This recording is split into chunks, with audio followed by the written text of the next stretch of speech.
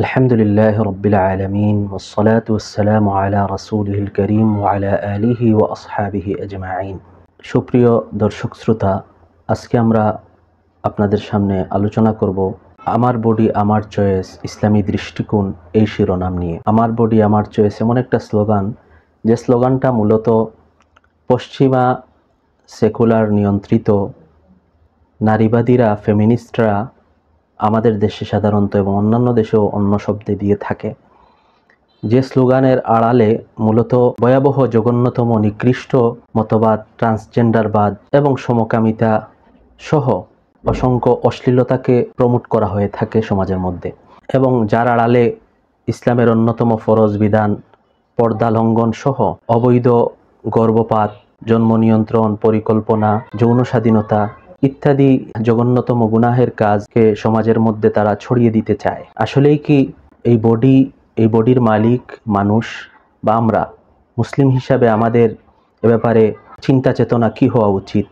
কোরআন কারীমে আল্লাহ সুবহানাহু ওয়া তাআলা ইরশাদ করেন, আউযু বিল্লাহি মিনাশ শাইতানির রাজিম, বিসমিল্লাহির রহমানির রহিম, ইন্না খালাকনাল ইনসানা মিন নুতফাতিন আমশাজিন নাবতালি। আল্লাহ সুবহানাহু ওয়া তাআলা বলেন যে নিশ্চয়ই আমি মানুষকে মিশ্র শুক্রাণু থেকে সৃষ্টি করেছি, নাবতালি পরীক্ষা করার জন্য, মানুষকে পরীক্ষা করার জন্য আমি সৃষ্টি করেছি। স্বাভাবিকভাবে আল্লাহ সুবহানাহু ওয়া তাআলা আমাদের স্রষ্টা, আমাদের খালিক। যিনি স্রষ্টা হবেন তিনিই তো কোনো জিনিসের মালিক হবেন। আমাদের বডি, আমাদের শরীরের স্রষ্টা তিনিই তো মালিক। এজন্য কোরআন কারীমের অন্য জায়গায় আল্লাহ তাআলা বলে দিয়েছেন, আলা লাহুল খালকু ওয়াল আমর, তার জন্যই সমস্ত সৃষ্টির মালিকানা, তার জন্যই, এবং সৃষ্টির মধ্যে চয়েস, নির্দেশনা তারই চলবে। কোরআন কারীমের অন্য জায়গায় আল্লাহ তাআলা বলেন, ফাসুবহানাল্লাযী বিয়াদিহি মালাকুতু কুল্লি শাই ওয়া ইলাইহি তুরজাউন। পবিত্র, অতি পবিত্র সত্তা তিনি, যার হাতে সব কিছুর নিয়ন্ত্রণ, যার হাতে রয়েছে সব কিছুর নিয়ন্ত্রণ, যার হাতে রয়েছে সব কিছু, যার হাতে রয়েছে সব কিছুর মালিকানা, যার হাতে রয়েছে। তাহলে মানুষের মালিকানাও আল্লাহ সুবহানাহু ওয়া তাআলার হাতে। কোরআন কারীমে অনেক আয়াতে মানুষের মালিকানা, মানুষের দেহের মালিক সহ দুনিয়া আসমান জমিনের সব কিছুর মালিক আল্লাহ সুবহানাহু ওয়া তাআলা নিজেকে আখ্যায়িত করেছেন, নিজেকে সাব্যস্ত করেছেন। নিজেই আল্লাহ তাআলা মালিক ঘোষণা দিয়েছেন। একজন মুমিনের সেই বিশ্বাস, সেই চেতনা, সেই চিন্তা থাকা অবশ্যই ফরজ এবং অবশ্যই আমাদের আকীদার অংশ। কোরআন কারীমে আল্লাহ সুবহানাহু ওয়া তাআলা বলেন, কুল ইন্না সলাতি ওয়া নুসুকি ওয়া মাহইয়ায়া ওয়া মামাতি লিল্লাহি রাব্বিল আলামিন। আমার জীবন, আমার মরণ, আমার ইবাদত, আমার বন্দেগী সব কিছু, আমার জীবন মরণ সব কিছু আল্লাহ সুবহানাহু ওয়া তাআলার জন্য, আল্লাহর জন্য। তাহলে আল্লাহ সুবহানাহু ওয়া তাআলার জন্য যদি আমার জীবন এবং আমার মরণ সব কিছু আল্লাহর জন্য হয়ে থাকে, আল্লাহ সুবহানাহু ওয়া তাআলা যদি সব কিছু নিয়ন্ত্রণ থাকে, তাহলে আমার বডি, আমার দেহ, আমার চয়েস এগুলা বলার অধিকার কিভাবে মানুষের থাকতে পারে? অনুরূপভাবে আমরা যদি নবী আলাইহিস সালাতু ওয়াস সালামের হাদিসের দিকে দৃষ্টি দেই, তিরমিজি শরীফের হাদিসে আল্লাহ সাল্লাম বলেন, লা তাজুল কাদাম ইবনি আবদিন হাত্তা ইউসআলা আন উমরিহি ফিমা আফনাহু ওয়া আন ইলমিহি ফিমা ফাআলা ওয়া আন মালিহি মিন আইনা ইকতাসাবাহু ওয়া ফিমা আনফাকাহু ওয়া আন জিসমিহি ফিমা আবলাহু। নবী আলাইহিস সালাম বলেন, কিয়ামতের দিন মানুষ তার পা জায়গা থেকে সরাতে পারবে না যতক্ষণ না তার জীবন কোথায় কাটিয়েছে সেটার ব্যাপারে সে জবাব দিতে পারবে।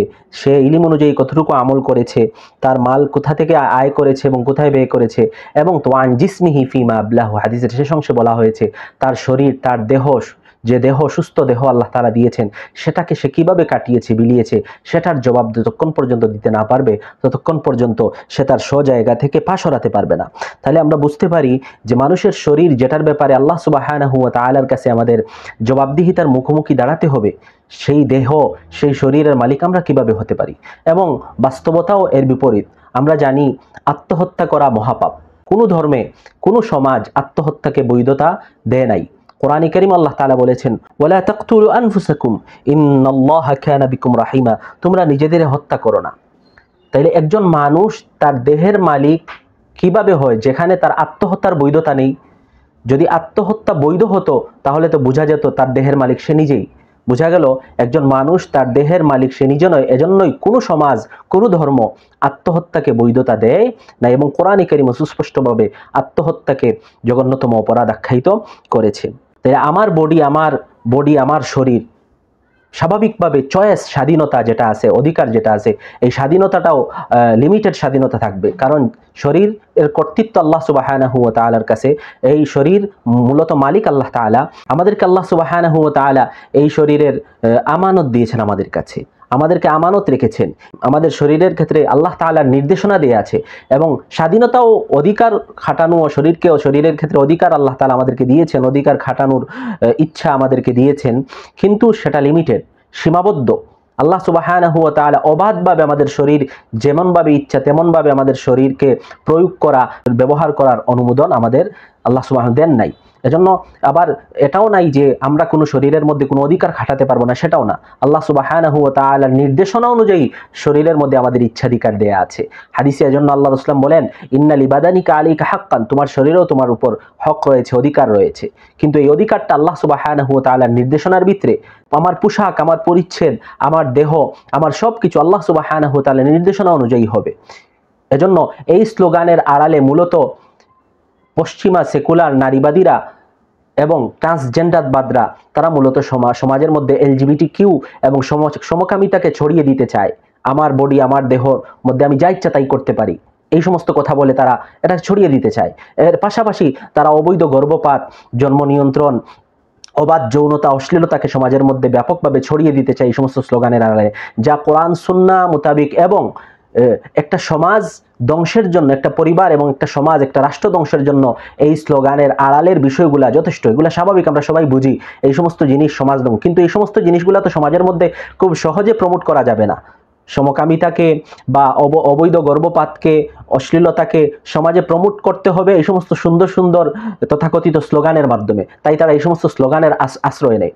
বাস্তবতাও কিন্তু এর বিপরীত, যে আমার দেহ, আমার বডি যদি বাস্তবেই এই দেহের মালিক আমরা হয়ে থাকতাম, তাহলে তো দর্শক বলতো, কোনো দর্শনকারী, জিনাকারী বলতো, আমার বডি আমার চয়েস, আমি জিনা করেছি, তার এই বৈধতা থাকতো একথা বলার। জিনাকারীকে এই বৈধতা থাকতো, জিনা তার ইচ্ছা, তা সে জিনা করেছে। কিন্তু এরকম যদি বৈধতা দেয়া হয়, তাহলে তো সমাজের মধ্যে ফিতনা, ফাসাদ, বিশৃঙ্খলা, অন্যায়, দুর্নীতি, অনৈতিকতা সমাজের মধ্যে ছড়িয়ে পড়বে। এজন্য এটা বাস্তবতা বিরোধী, এটা কোরআন সুন্নাহ বিরোধী। এই সমস্ত স্লোগান একটা সমাজ, একটা পরিবারকে ধ্বংস করার জন্য যথেষ্ট। আসুন কোরআন সুন্নাহর অনুসরণ করি, কোরআন সুন্নাহর স্লোগানকে আমরা বক্ষে ধারণ করি, এগুলাকে আমরা প্রচার করি। আল্লাহ সুবহানাহু ওয়া তাআলা আমাদের সবাইকে তৌফিক দান করুন। আসসালামু আলাইকুম ওয়া রাহমাতুল্লাহ।